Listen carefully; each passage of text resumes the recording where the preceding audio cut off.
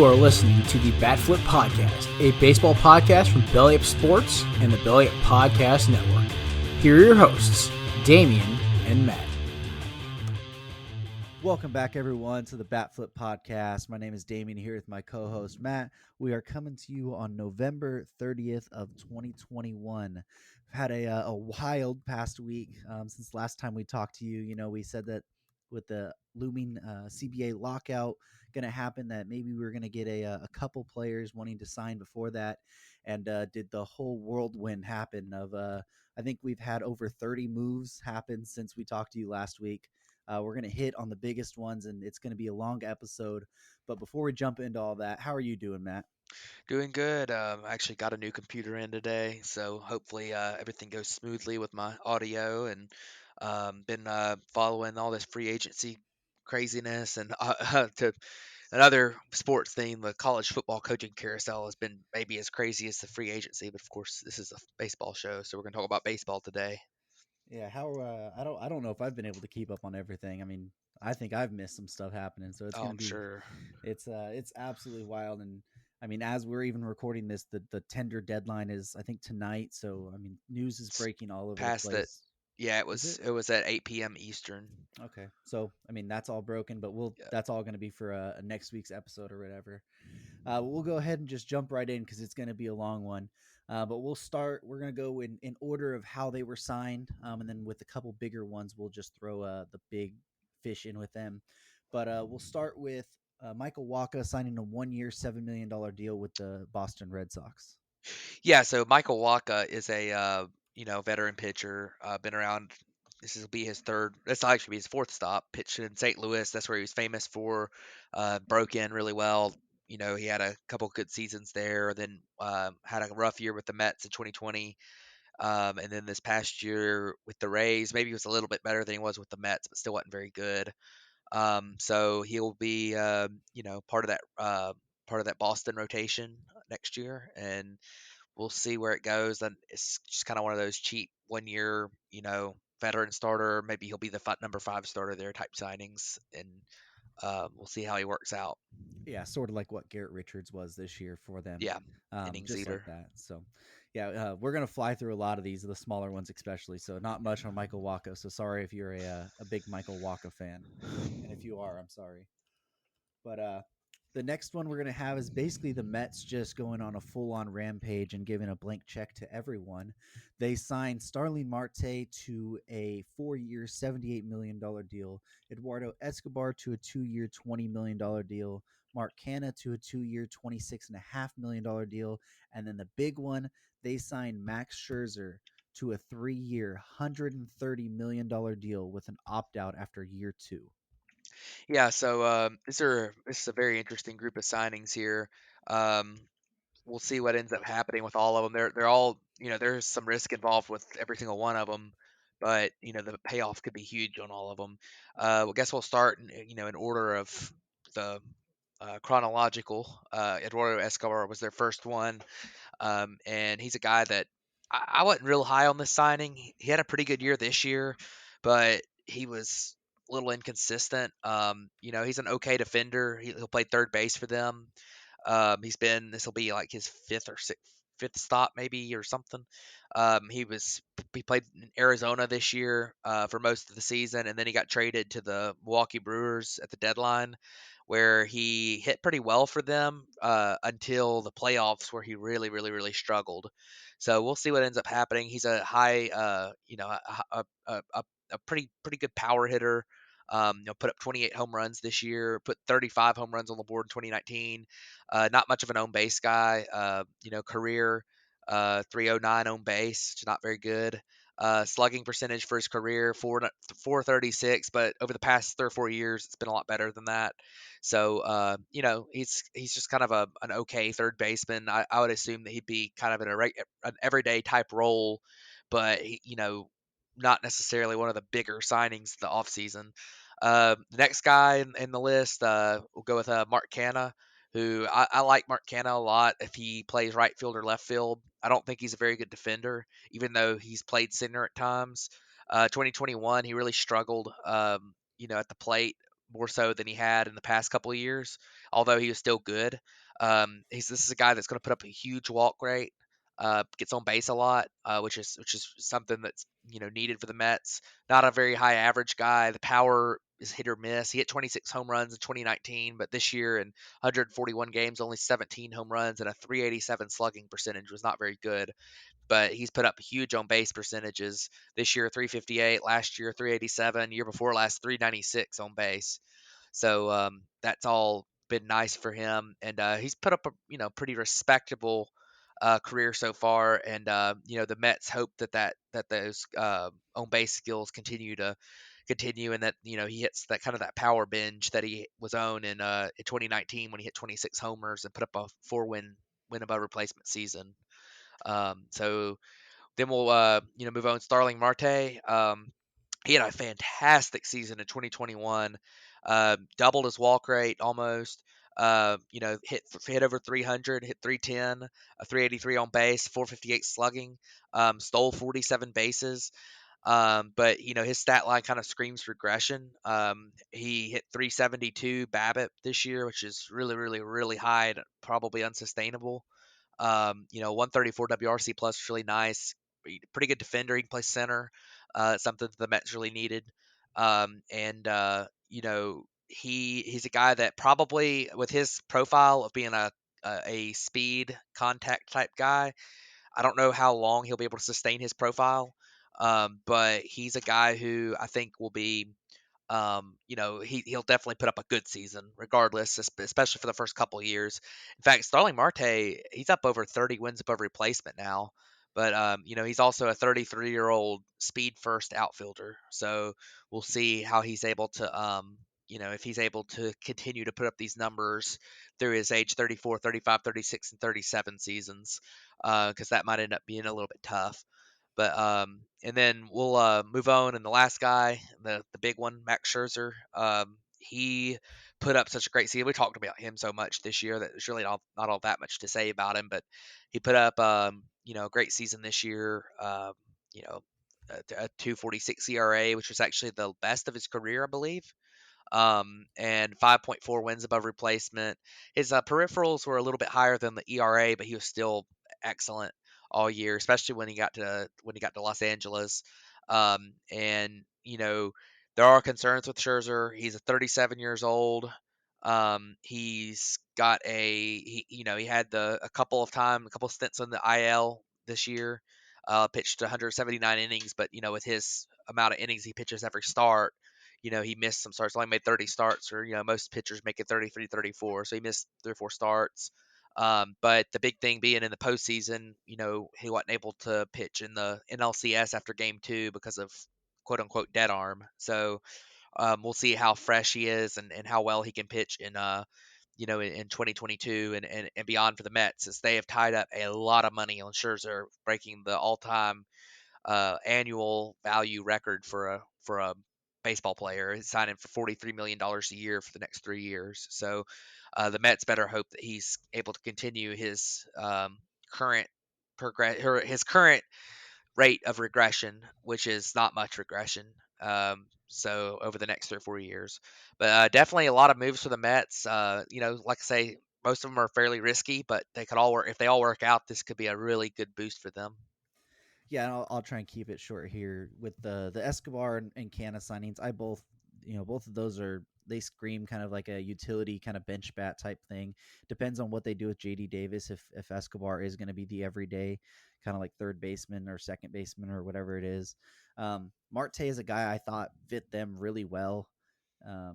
Overall, a center fielder, a speed and contact guy I wouldn't worry about as much over a 33-year-old that was hitting for power. I mean, that power seems to be the thing that drops first. Even though he did have a career year this year, and that's most likely to come back down to earth. I mean, if you can get a guy from, what he was doing in his Pittsburgh years, close to 280 average, a 330 to 340 on base guy, playing good defense in the outfield, which he does. I mean, I think that's pretty much what you expect from Marte going into, hopefully through his age 37 season. Signing Max Scherzer to a $43 million deal. I mean, that's a deal that is absolutely risky. he doesn't seem to be slowing down as much. I mean, when he's actually pitching on the mound, um, which he's done a lot. I mean, he's over 2,500 innings in his career. He has missed starts each of the last 3 years, but I mean, the way he looked in Los Angeles, he looked as good as ever. The stuff is still there. So if he can stay healthy, I mean, he's putting him and Jacob deGrom at the top of that rotation. It's nasty, but then you also got like $95 million locked up between, I think it's the top 3 starters in that rotation or something like that. So it is going to be incredibly risky, but if it works out, I mean, this could be exactly what the Mets kind of needed. And, it doesn't sound like they're done. So we could hear more from them soon, but we'll go ahead and move on because I know we got a lot more to get to, and we'll start with the Houston Astros signing Hector Neris to a 2-year, $17 million deal. Yeah, this was an interesting deal. Hector Neris is a guy as a reliever from Philadelphia that has had a little bit of an up and down career. He's had some really good years and some years that weren't so great. He closed a lot of games for them. His totals, he's actually outperformed his peripherals by quite a bit in his career. He's got a really good fastball splitter combination. And he's a guy that I think could be useful if maybe they alter his pitch mix just a little bit, as he does have some pretty good amount of swing and miss he gets, but and he's also got closing experience. But he just adds some depth to the Houston bullpen, and which is always something you like to go after. And 2 years, $17 million might be a little bit more than I've expected from Hector Neris, but he's also a pretty solid veteran reliever, so and a pretty good look for the Astros to bring somebody in like that. Yeah, I was a little surprised that Neris got more than a guy like Kendall Graveman got. So that's interesting. Graveman got I think eight per year, and Neris got like 8.5, and I would expect Neris to get under what Graveman got. But like you said, he could be don't expect him to be a closer and don't expect him to be a lockdown guy, but he's somebody that can strike a lot of people out. And if Houston can get that pitch mix in line a little bit more, I mean, he could be a good reliever for them. But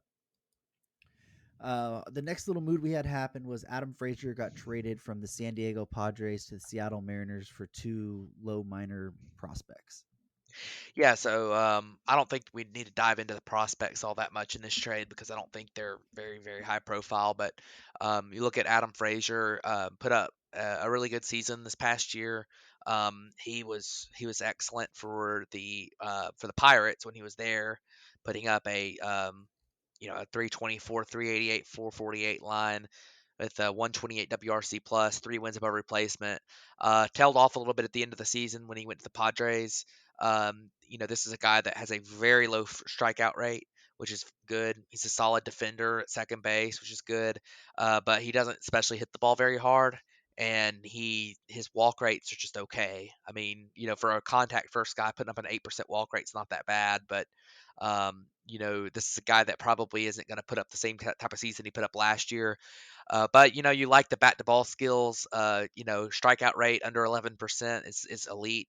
This is a guy that could be a useful player. He's kind of one of those you hope he puts up around a league average season at the plate, and he performs well in the field, and you got yourself an everyday player if that's the case. So, and he's also a pretty good base runner, 10 stolen bases this year. Adam Frazier's a pretty good looking player for the Mariners pick up, and they didn't give up a ton for him, so not a bad trade for them. Yeah, like you said, both prospects are mid-20s and not, I think, highest they've ever been is AA. So Frazier's a good pickup. I mean, he could be their starting second baseman this year, depending on what they decide to do in the free agent market left. But solid pickup, and he's a guy who could play a little bit of outfield for him as well. Yeah, I was gonna say Adam Frazier can play outfield too, so he's got some versatility. If you end up signing somebody better to play second base, then he could be a super utility type guy. So that'll be nice for them. And I also think he didn't really have a position to play in San Diego. I mean, their infield's pretty set, and then their outfield, they've got some guys coming back off of injury, so Yeah. I think they'll be good to go there. Absolutely. So the next move we had happen was the Miami Marlins signed outfielder as Avisail Garcia to a 4-year, $53 million deal. Yeah, I like this deal for Miami. We've talked a lot about how we feel like they have one of the better groups of young pitchers in the big leagues, and I think that that they needed to add a lot to their lineup, and Avisail Garcia is a good start to that. The 4 years part of it, maybe a little bit much, but you had to lure him to Miami, and who has had a great history of their free agents. They hope to change that with the current ownership group, who hadn't really dived into a spending, into a spending pattern yet. So, but Avisail Garcia is a guy who, this year was really solid for Milwaukee. 262 average, 330 on base, 490 slugging, hit 29 home runs, which was a career high by a pretty good margin. Um, you know, he hits the ball pretty hard, puts up, put up pretty good numbers. He's had a couple of really good seasons. 2017, he had a great season for the White Sox. He doesn't walk especially much, strikes out a little bit too much for my liking, but he seems like a pretty good all around hitter, 115 WRC plus this year. He's an above average hitter for his career. And he seems like a guy that might be trending in the right direction for kind of a, mid career of hitting his peak type thing. He seems to be in pretty good shape there. So we'll see how he ends up doing in Miami, but definitely adding a guy who's probably going to be their better hitter, one of their better hitters for this coming up season, without breaking the bank for him. I mean, it's a what 12, 12 million, 13 million a year. So 13. Yeah. 13.3. So not too bad there, and I think it's a pretty good signing for Miami. Yeah, it's going to be interesting to see how he transitions to Marlins Park. He's really played in hitters ballpark his entire career with the White Sox, the Tampa Bay Rays, and the Brewers. Outside of his 1.5 little years he had with Detroit, but that was when he was a rookie. Um, I think the signing or the part of the signing I like the most about it is that it's good for the Marlins right now, and it doesn't really block them in the future. Like they know they have Jesus Sanchez going to be in left field. You got JJ Bleday, who's going to be one of your stud center field prospects. You did kind of really had an open outfield spot, anyways. So a 4-year deal for Avisail Garcia, it doesn't block either one of those. And I mean, it's not expensive. It's 13 and a half or 13.3 million for a guy who's going to be really solid. He can be a power bat at times. He's going to be play decent defense in right field. I think the metrics have actually the past couple of years shown he's been pretty decent in a right field position. So it's a good signing for the Marlins and something that, like I said, not too expensive and not going to, block their future at all. Absolutely, it's a good signing for them. See what they got with him this year, and worst case scenario, he's a fourth outfielder for a couple of years. So Or he's a cheap bat that you could trade even. right, yeah, that's At some that's point. that's a possibility as well. So the next move we had happen it was really interesting to me. It's that the Tampa Bay Rays sign starting pitcher Corey Kluber to a 1-year, $8 million deal. He could get up to $13 million with incentives. Yeah, Corey Kluber, we'll see. That's kind of we'll see how much he pitches. He in the last 3 years he's thrown 116 innings. Yeah. So put a lot of mileage on his arm between 2014 and 2018. Was one of the best pitchers in baseball, as we all know.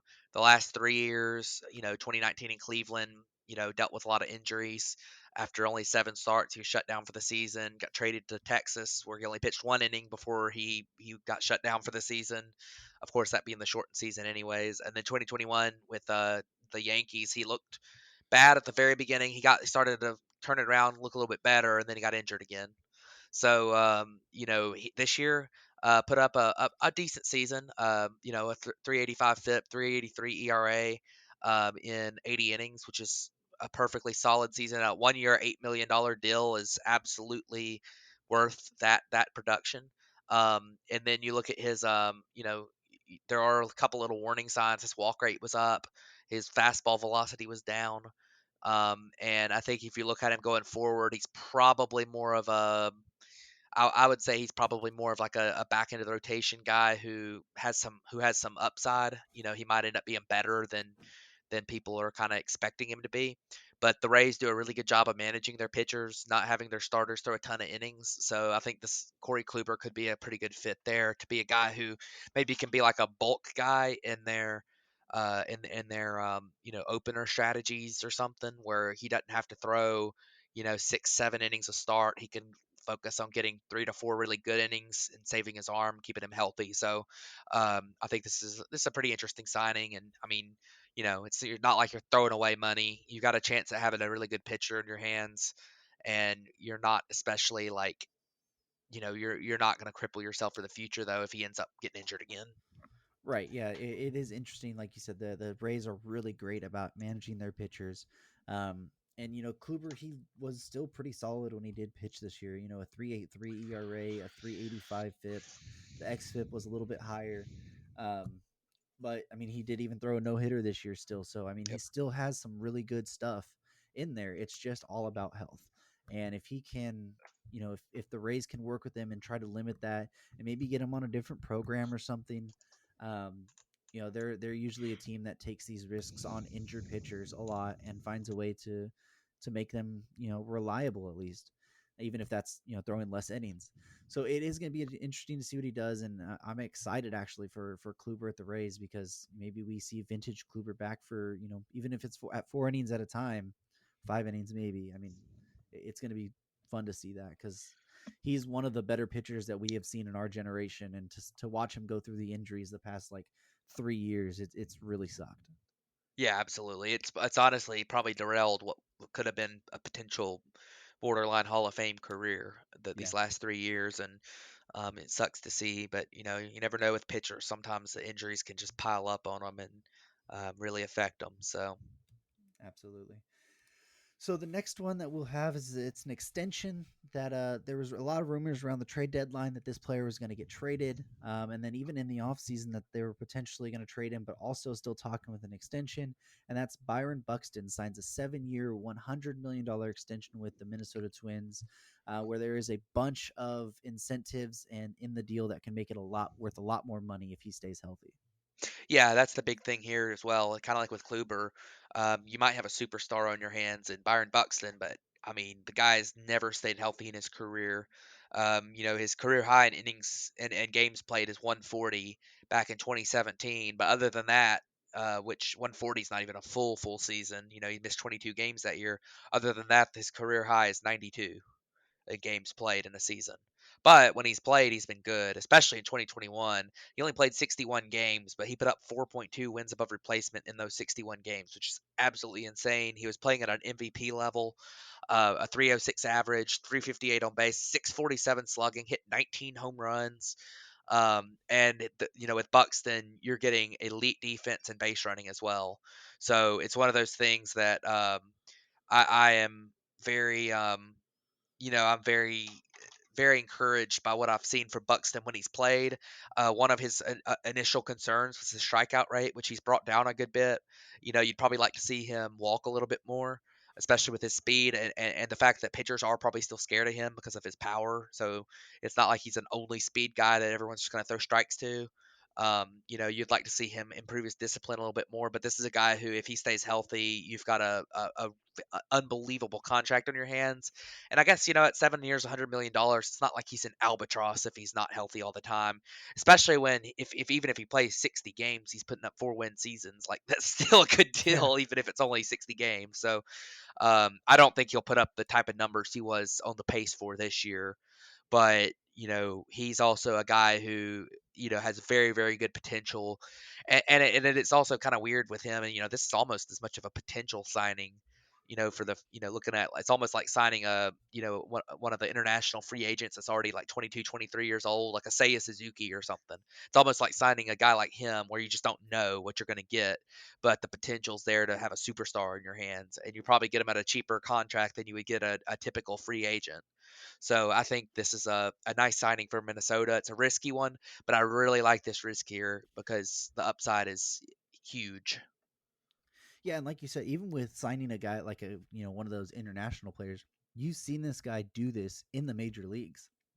Like, he's shown the ability to, in 60 games, to put up a 4-win season. In 60 games to hit 306, 358, 19 homers, 50 runs. I mean, like, and as a leadoff guy, that's insane. And in 60 games, a 169 WRC plus, like, he is unbelievable when he plays and when he's healthy.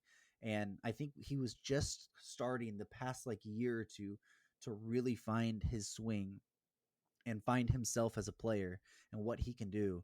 And then he could just never stay healthy. Like, if Buxton can stay healthy, I mean, you're looking at he has the potential to be a top 5 player in the league. Like, that's the type of potential Byron Buxton really has.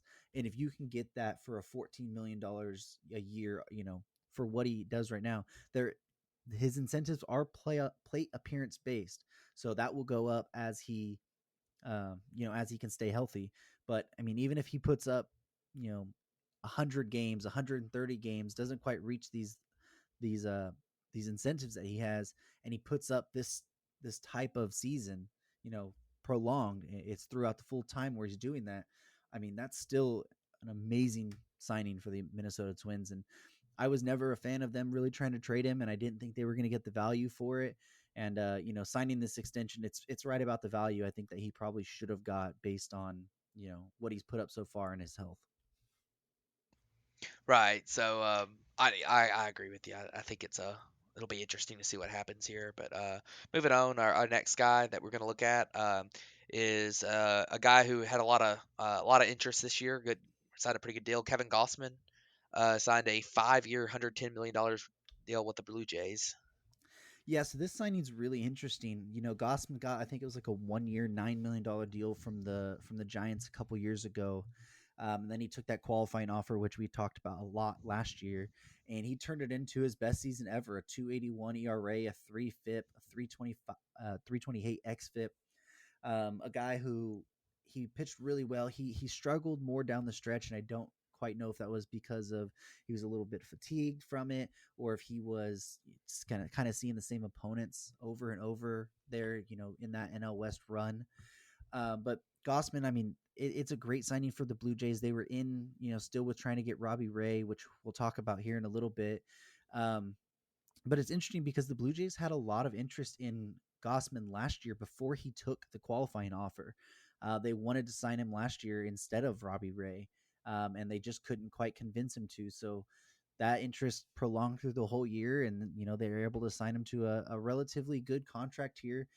5 years, $110 million contract, $22 million on an average.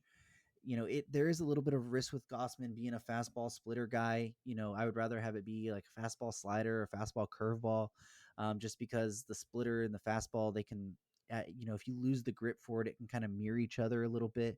So it is going to be interesting to see if he can keep that up, what he found in San Francisco, keep that moving forward. But it is a good deal for the Blue Jays. If they weren't able to re-sign Robbie Ray, which they weren't, we'll talk about that in a minute. Getting Gausman for a relatively, a contract right around what they were going to spend anyways it's a good deal.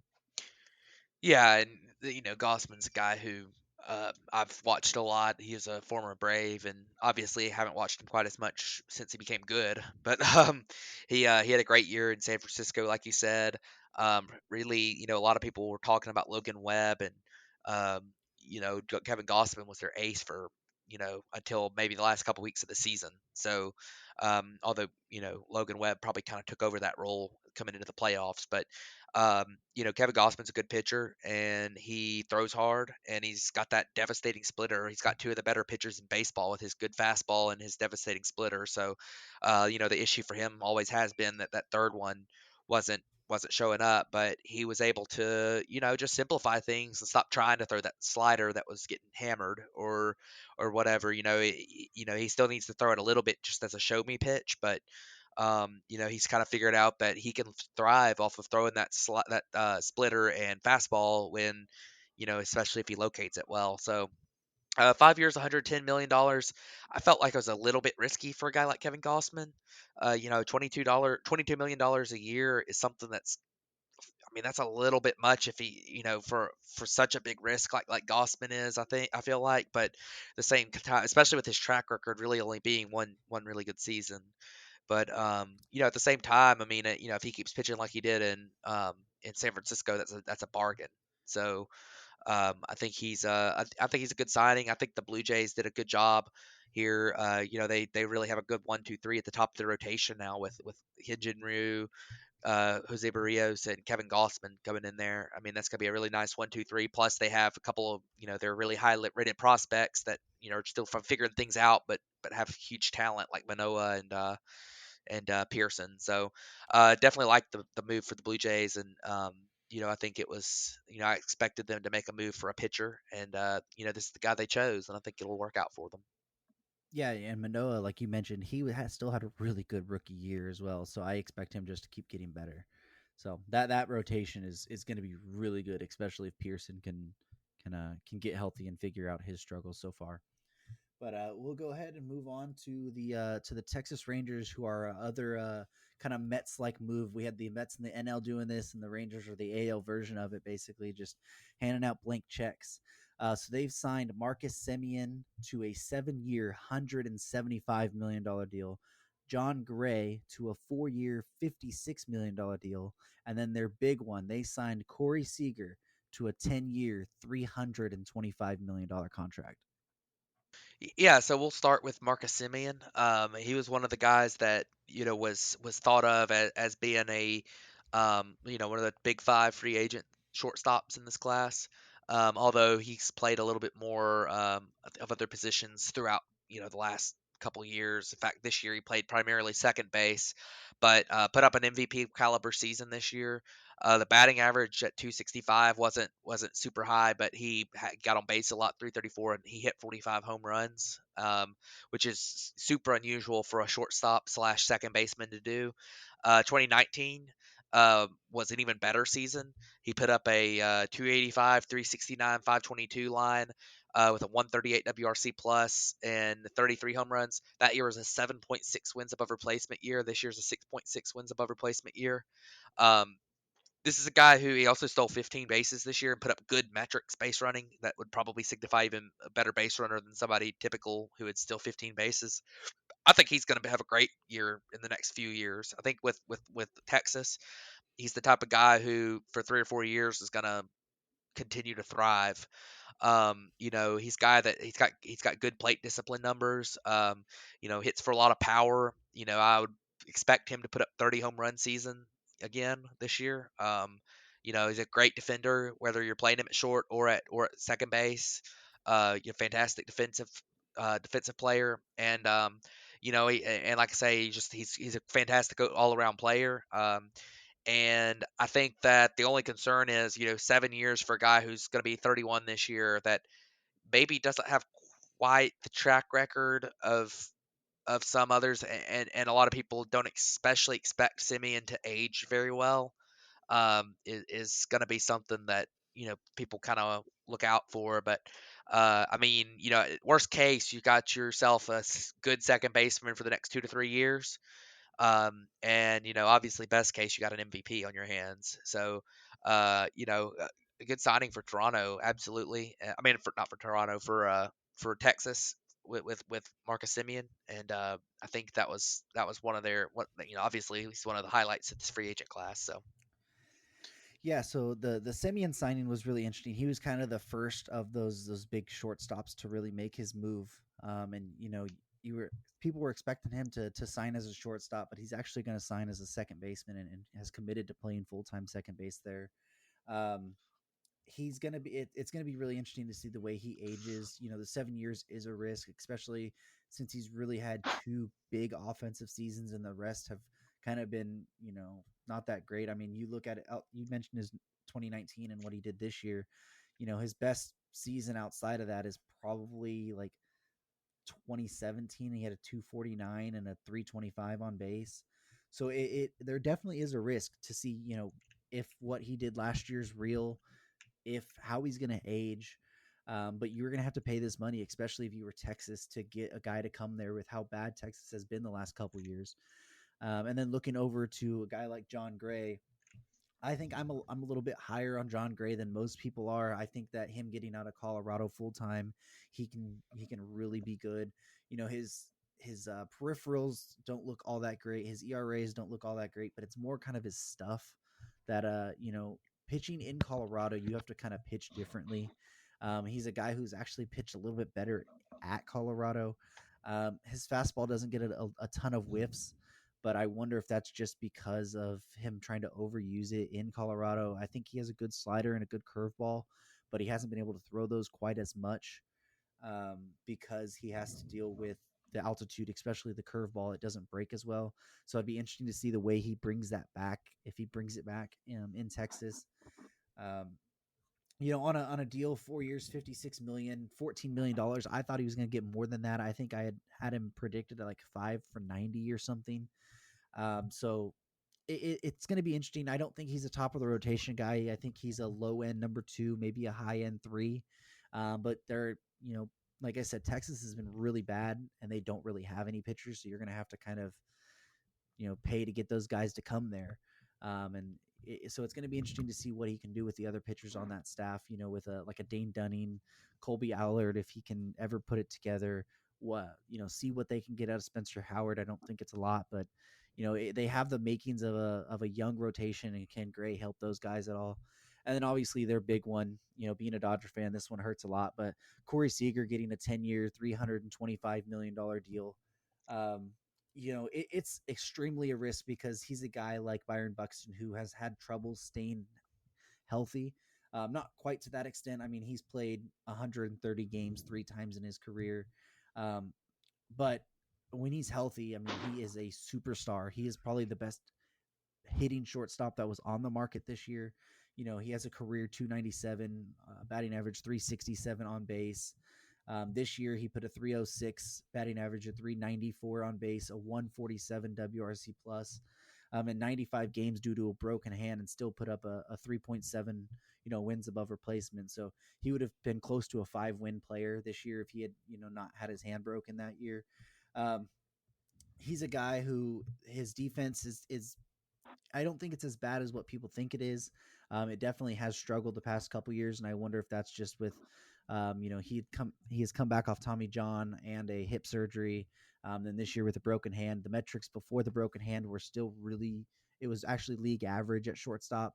He was really bad once he got back from that, but an absolute superstar player. And, he's shown success in Texas with that 2020, playoffs runs where he won the NLCS MVP and the World Series MVP, just absolutely lighting it up in Texas. So it's going to be interesting, 10 years, 27. So it's going to be seeing how he ages as well. I think the bat ages well, but it just depends on how, if he eventually has to slide over to third base or maybe go into a full-time DH role, depending on how that defense reacts to him aging. Yeah, I think I agree on both of these guys. John Gray is a guy who, like you said, I think that has a lot of potential. Um, Almost a little bit like some of these other guys we mentioned. You're almost signing him off of potential more so than you are off of, his track record. He had a great year 2017 with Colorado. With a 3.67 ERA, and his metrics have always been better than his result ERA result, which is something that you would expect with Colorado. But like you said, he's pitched better at home than on the road in his career, which is kind of interesting with where he's been. But he's got good numbers with the strikeouts, walks, maybe a tiny bit high, but not terrible. And he gets a lot of grounders, and it doesn't make a ton of sense as to why he's been putting up poor you know pitching numbers, especially with the fact that a lot of his good work's been at home in Colorado. So I think that maybe some adjustments to his fastball and his pitch mix would help him a lot. And I think that the Rangers see that and signed him off of potential. So, definitely an interesting signing. I don't think it's kind of like we had talked about. It's not one of those that's like a crippling type signing if he struggles, but it's still a good one. And then of course Corey Seager, the number 2, most people's number 2 free agent in this class, including what it would be my number 2 free agent.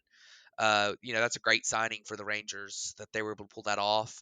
He's a cornerstone type player if he stays healthy, like you said. The thing I like about Corey Seager the most is his plate discipline. He doesn't strike out a lot and he walks a lot, and that comes with a decent amount of power that probably is more power than he's shown already in his career because of um, just the amount of injuries he's had. If he puts together a full season, he's definitely a guy I could see hitting 30 home runs, 35 home runs. I don't especially believe that Corey Seager is going to stay at shortstop for his entire career. I think he'll end up eventually moving over to third. He's a little bit of a bigger guy for a shortstop, and like you mentioned, some of the he hasn't been fantastic defensively, especially the last few years. He's good for his first couple years in the big leagues, but definitely a guy that I would look for probably to end up eventually moving on to third base, which. Obviously, the Rangers are a team that has a lot of openings right now. So, if you eventually need to move him to third base, you can kind of plan for that in your future. So maybe he plays shortstop for 2 or 3 more years, then moves over, and you have another shortstop come in, you could sign, but or maybe there's someone in their farm system that develops into one. But Seager is definitely a guy that is a cornerstone player, and I feel like these have been really interesting because the Rangers were so bad last year, and it's not like they have a ton of reinforcements coming. I mean, they have a few, like Josh Young's supposed to be pretty good. They've got that catcher Huff, I believe is his name. Yeah. And then like you mentioned, a few of those younger pitchers that are kind of been in the big leagues a couple years, and maybe a couple of them were former top prospects like Spencer Howard, but haven't been great at the big league level. I really don't think this. I think these moves help the Rangers a lot, and I think it's cool that a team like them is trying to compete. But man, I don't think I could see it for this year still. But they need a lot more depth pieces to be a real contender this year. I know they do. They also have a couple other decent players. I mean, you don't know. Maybe Adolis ends up actually being pretty good, and I mean, you've got like Heiner Falefa if he doesn't get traded, which has been rumored a little bit. That could play a solid, somewhere on the infield at a solid level. So Nate Lau pretty good this year, or Nate Lowe. I think you can pronounce his Low, but Yeah.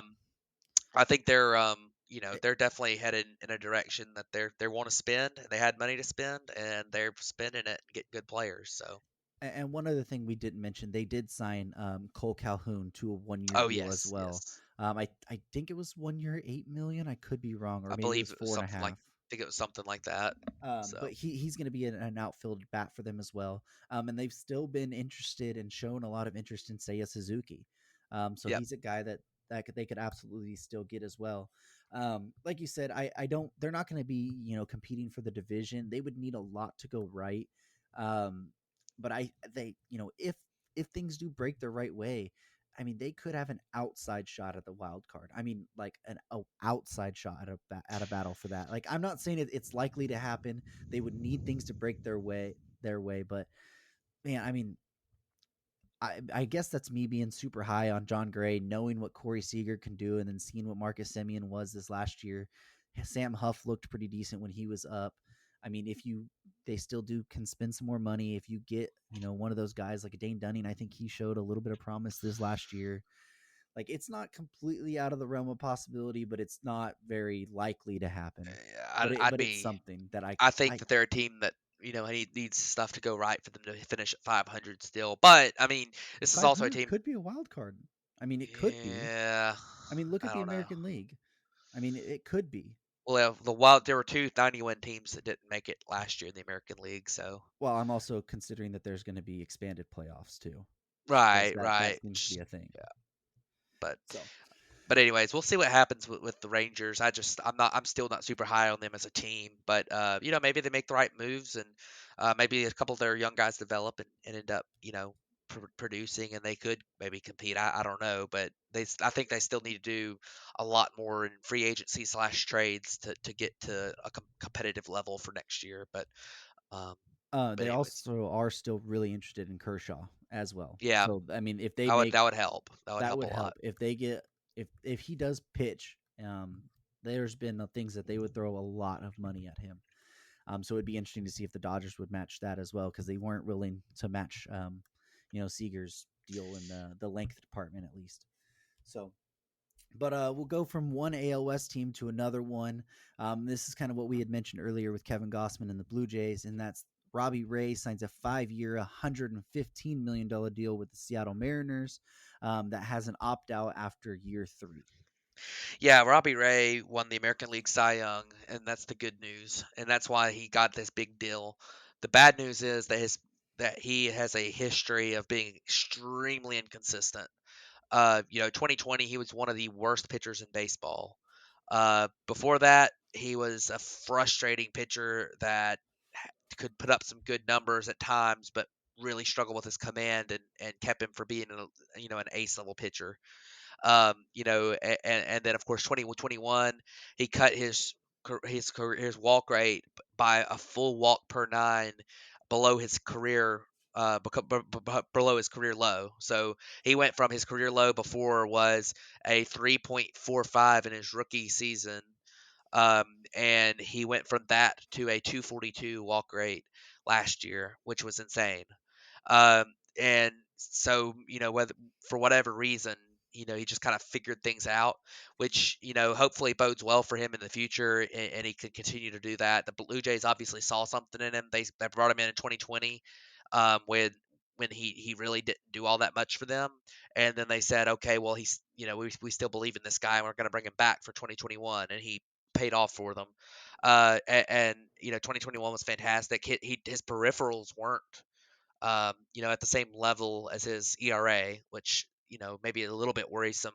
Um, you know, but he's a guy that, if things go right, if he can continue his 2021 form, this is a fantastic signing. I mean, you're getting a guy coming off the reigning Cy Young winner on a 5-year, $115 million deal. I mean, that's pretty unheard of in today's game. But there is a lot of risk here with Robbie Ray, so we'll see how it pays off for them. I think probably what we end up seeing is something more like 2016, 2017 Robbie Ray, where I don't think he puts up another season like this, but he puts up a good season. This year, 242 walk rate. I bet it's up in the threes again, but I don't think he'll bottom out as a legitimately a bad pitcher like he was in 2020. So definitely looking at Robbie Ray being a guy that a guy that can and with their situation, I mean, he's going to help them a lot. They have Marco Gonzalez and Chris Flexen, who are pretty good rotation pieces right now. Robbie Ray really solidifies that if he can continue at his 2021 level, and it gives them a little bit of time for some of their younger guys like Logan Gilbert, Emerson Hancock, some of those guys to develop into the big league starters. So I think this is a pretty good signing, and something that Seattle definitely needed a good pitcher to bring into the rotation. Yeah, they really did. And I think Logan Gilbert pitched some this year, and he struggled a little bit, but then he found a way to, I think later in the seasons, kind of started trying to figure it out a little bit. You mentioned Emerson Hancock. George Kirby's another one that's really close. He'll probably be up at some point this year. Seattle was really close at the end of the year. I think everyone's, at least I was. I know a bunch of us were rooting for them to make the playoffs. They had a kind of that outbreak year. They were going to have to spend money this year. Ray is a good get for them.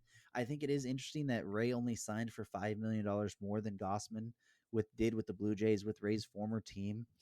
Did the Blue Jays not offer that to Robbie Ray? We don't know, but you'd have to think he might have, for $5 million, he could stay where he had, had success with maybe.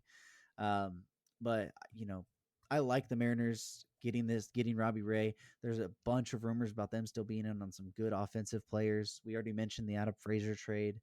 This AL West kind of seems to be going for it. The Rangers are making moves. The Mariners are making moves. The Astros, we're just in the World Series. The Angels have made, some good pitching moves. We haven't even mentioned them signing Michael Lorenzen to a deal, who wants to be a starter / two-way player as well. We'll get probably more into that next week. But, this signing for Robbie Ray, it's good for him. It's good for the Mariners, and it's good for, I think, that the baseball in the American League West, because that's going to kind of be a bloodbath between those four teams, and it's going to be really fun to watch. Yeah, for sure. The AL West is going to be a fun division to watch this year, because I think all the teams in the AL West, with the exception of the A's, are really trying right now. So Absolutely, they are. Well, we'll get back or go to our last big signing that we're going to talk about, at least on this episode. And that's shortstop Javier Baez signs a 6-year, $140 million deal with the Detroit Tigers. yeah, so man, this is a tough deal. I've never been a super high on Javier Baez person. I think he's a really entertaining player to watch, and I think he's got a lot of potential. But I am terrified of his profile at the plate. I mean, this year he had a 34% strikeout rate and a 5% walk rate on the season. between the Mets and the Cubs. Um, you know, he's a guy that is frustratingly inconsistent at the plate.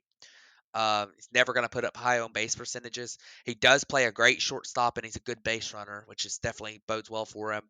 But man, and with his past history, I feel like he's probably worth this deal. But I mean, I'm terrified of a guy like with his profile going forward. Um, so we'll see what happens. I think that one thing you are going to get if you're the Tigers is a guy who's going to come in there and bring a lot of energy and excitement to that team that needs some of that right now. Um, you know, he's going to be in a leadership role there, which I think is something that's good for them. They have a lot of young players, but I think that you know, I don't know. I think that 6 years, $140 million might be a little too much for him. Yeah, and especially, in that ballpark, I don't think it'll play that well either. Like, that ballpark is notorious for taking away a lot of people's power alleys. I mean, the alleys are really deep there, so it's going to be harder to hit for power there unless you're, pulling it down the line. Um, either way that is. But, Tigers fans probably are a little upset because you would think that you were going to get Carlos Correa. Um, and this is a much cheaper deal, but for a player who comes with ginormous risk, um, he's going to play a good defense, like you said, going to bring energy. It just the profile scares you. A 264 hitter with a 304 on base. That's not great. And he's just above league average offensively at a 103. WRC plus. So I honestly don't know what to think about the deal with the Tigers. Like, I want to like it, but I don't see much of the upside to it. They're still such a young team. They're not really that ready to compete. They signed a guy like Eduardo Rodriguez. I like that signing a lot more than I like this signing of Javi Baez. If they would have signed a guy like Correa, I would have liked that more, especially for like a 10 years. He's going to be there a lot longer, and he's a better player overall. Um, but I guess you're going to need some of these veterans guys on this, on the younger teams to bring that energy and kind of he's going to show them how to be a veteran, I guess. But we've even seen with Javi Baez this year with what he dealt with in New York, doing the thumbs down to all the fans because he was upset they were booing him. Like, this Tigers team is probably going to get booed quite a lot because they're not that great. So it's going to be risky for them, and I just don't really know how to feel. I don't see a lot of the upside of making this signing at all. Yeah, I mean, like I say, I think I'm a little higher on him than you are actually, but he's a good defensive player. Um, I mean, and you're probably going to get a couple years of decent production at the plate out of him because he hits the ball hard and he hits it all fields, so he does put up decent offensive numbers. His career BABIP is up at a 335, which is really good. So you can afford to be a fairly high strikeout guy if you hit for that BABIP with power. And the one thing that does bode well for him is that he had better plate discipline than he's ever had after he went to the Mets. But I do agree to a certain level. Like, I mean, I wouldn't want him being my primary leader in my clubhouse. I don't think I meant being a leader more so than just bringing a lot of energy to that team and Right. excitement. I think that I don't think he's a great leader for a team. I think Eh, you definitely saw that in New York, but I think the Tigers are a lot closer to contention than you think they are too. So I don't um, know. I mean, are they? I they're mean, closer than what? the Rangers I mean, by a pretty good bit. I think. I I mean, the mean, they Tigers have but miles better farm system than the Rangers, they and I mean they have they better have some of pitching those top staff. those They young have the pitchers in the pitching, big leagues. Yeah. but I would have liked this deal a lot better if it was with like the Marlins, or if it was back with the Mets.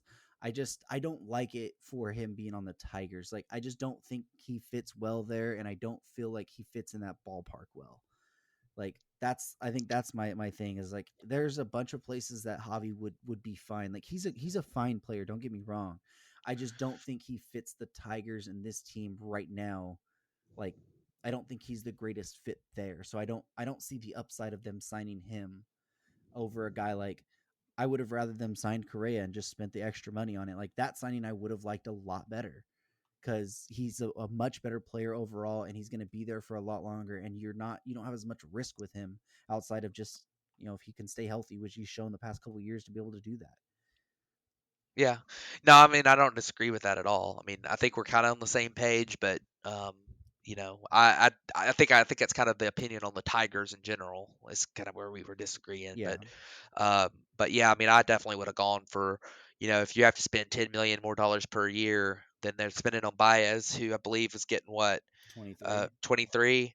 Yeah, he's getting 23. So, if you could spend 10 million more a year and get Correa, I think you probably do that. I think the You'd probably difference have to between spend Baez and 12. Correa is $10 million worth. But You'd probably have to spend 12 to get Correa. He's looking for like 10,350 because yeah, he wants to so pop Lindor. right. So, but I mean 10 to 12 more. I mean, Yeah. I don't think the 2 million's that much And, of a big deal breaker and I for think him. But getting Correa back with AJ Hinch would have been a lot better anyways, but yeah. regardless. Um, we have one little other move that happened today, or no, yeah, happened yesterday, but it's still a pretty interesting one. That's Jacob Stallings getting traded from the Pittsburgh Pirates to the Miami Marlins for starting pitcher Zach Thompson and 2 prospects. Yeah. So, Jacob Stallings is a guy who I think is a pretty good catcher. He's young. I think he's not a free agent till No, he's 2025. he's 31. Well, he's third. When I mean young, I don't mean he's young, young. I mean he's not a free agent for a while. Like Yeah, he's 21. controllable. It's probably the better way to put it. But 2021, he actually put up 2.6 WAR, which is pretty nice. Like, he's a great defensive catcher, and he's kind of a okay hitter. I mean, he's not an embarrassment at the plate. He actually draws a lot of walks, which is nice. Doesn't strike out a ton. Doesn't really hit for much power. Is kind of his big problem at the plate. But I mean, he's put up this year. He put up close to league average at the plate. 95 WRC plus, not great. Only a 246 average, but he had a 335 on base and which was pretty nice. You could slide him in. In Miami as your number 8 hitter. He's been every bit as good of a hitter as Jorge Alfaro has been. And with his defense is something that's going to be really nice for them. And catching that pitching staff, you got all these young pitchers. You're putting up a little bit of a machine on the mound and at the plate. With a guy like Jacob Stallings. Um, catching these guys. I mean, he's gonna improve them an awful lot with his ability to frame pitches and to just be a generally good defensive catcher. So we'll see if he puts up another defensive season like he did this year. I think that really came more from being, playing more of a full role this year. Last year only 42 games. Obviously, is the shortened season, but put up a one win above replacement last year. So I think this is a guy that if and he only played 112 games this year. I mean, if you can get him to catch 130 games, 140 games, um, you could see a 3 to 4 win player here, which is really really nice. And the return, they did get a big leaguer in return in Zach Thompson, who he was pretty good at the big league level this year. A 3.24 ERA is really nice. 75 innings pitched. He kind of bounced back and forth between the rotation and the bullpen. He got away with a lot of hard contact that was hit in the air. A 7.1% home run per fly ball rate is very low. And before this year, he did not have a good track record. 2019 with the White Sox was very rough in the minors, and then 2021 with Miami and just 15 innings in AAA was really rough. But 2021 and at the big league club was pretty solid, and I don't think he'll repeat that, but he's definitely an intriguing arm for the Pirates to get in return here. That is at least something that they could look at in their rotation for a while and eat some innings. So. Yeah, the reason I like this trade is because, Stallings is 31. You have him for 3 more years of control. You're not going to get much out of him. You're not going to be ready to compete really in 3 years, I don't think. I mean, it's probably right outside your window. And by that time, you probably have Henry Davis, the number 1 overall pick, up in your organization. where Thompson doesn't even have a full year of service time. So you get him for pretty much 6 years. Even at 28, he's a big guy, 6'7", 230. So he's a imposing figure on the mound, even though he doesn't really strike out too much or strike out all that many people. The ERA was good. The FIP wasn't too bad. It was a little, higher than what the ERA was at a 369. But like you said, got away with a lot of home runs or a lot of fly balls to home run, not giving up many home runs, I should say. But going to a place like Pittsburgh, which, plays a lot bigger than what most places play, coming right out, especially getting that breeze off the river for a while. It's interesting. I like Zach Thompson. He's I think he's a 4 or 5, probably in a rotation, that's battling for a wild card spot, I would guess. And, he's probably going to be one of their better pitchers that they have in Pittsburgh, but they get him for 6 years of, a catcher who wasn't really going to be around for their winning days. So, Yeah, I think and it's absolutely true. the prospects aren't anything. They're both 22 years old, and one of them's at AA, and the other one hasn't even been above, A ball before. So, Yep. Not much value that they got with the prospects wise. It was pretty much the Stallings for Zach Thompson deals, pretty much what it was. So, we flew through a lot of it today. I know we probably didn't give as much time to some of the deals as we probably should have. We're still at an hour as of this moment. And there's a lot to talk about next week. We'll have, some of the under the radar signings that we didn't get to this week. There's been a couple more trades that happened in the past day or two that weren't quite big enough to make this. And then we had the non-tender deadline, which there's a couple surprising names, not as big as last year's, but there's still a couple surprising names that got non-tendered that we'll talk about next week. And the lockout is seeming like it's going to happen, as we're recording this, it happened tomorrow night at midnight or 9 p.m. Pacific time. The negotiations have not been very fruitful for either side, and it seems like we're getting ready for a long lockout. So there won't be much news to talk about as we're going on for probably the next month, unless some major changes happen within the next 24 hours or so. Yeah, absolutely. And we could potentially see another player or two sign. I think it would probably be tonight, especially if they're changing teams. Um, with the need for physical, but um, that would be borderline if they're able to get it in time. But definitely, definitely looking forward to seeing how the lockout negotiations go. And we'll have a lot of different things to talk about. We'll be able to kind of summarize better what all's happened. Kind of on a team by team basis, what every team still needs. And it's been a frantic last, probably 3 days, maybe. It's been pretty frantic. And Yeah, every Friday.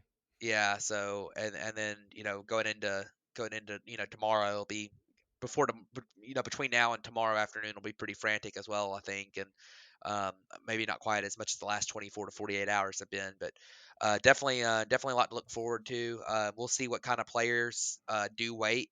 I think that it's likely that Carlos Correa waits. Um, I think that probably most of the guys who are likely going to eventually be DHs later in their deals, potentially like a Castellanos, Anthony Rizzo, Freddie Freeman, probably wait. Even though there's some rumors that Freddie Freeman wanted to go ahead and sign before the non-tender deadline. I think there's a lot of people who, a lot of those types of guys are probably going to wait. And then we'll see what happens. It'll be interesting. And we're gonna have probably a long drought of not a lot of news here for the next, who knows how long it could be.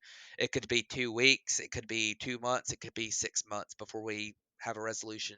And God forbid they stop they delay the season. I think that would be an absolute disaster on both sides, but between the players and the owners for them to delay the season next year. But hopefully that doesn't happen. We'll have a But lot more time to go into the depth with that, but yeah, I absolutely. doubt they let the season be affected by it, especially coming off 2020, how we just saw how that affected the season, and what it did to revenues and everything within the last year with building it back up and everything. So, but like I said, we'll have a lot more to do, a lot more time to break that down. Thank you guys for sticking with us through this longer episode, and us rambling on and pushing some of these a lot faster than we probably should have. But it's been a wild week, and hopefully we this doesn't stop, and hopefully the players and union can come to some sort of agreement soon, but it doesn't look like it. So, well, thank you guys for tuning into this episode of the Bat Flip Podcast, and we'll catch you guys next week. Thanks, everybody.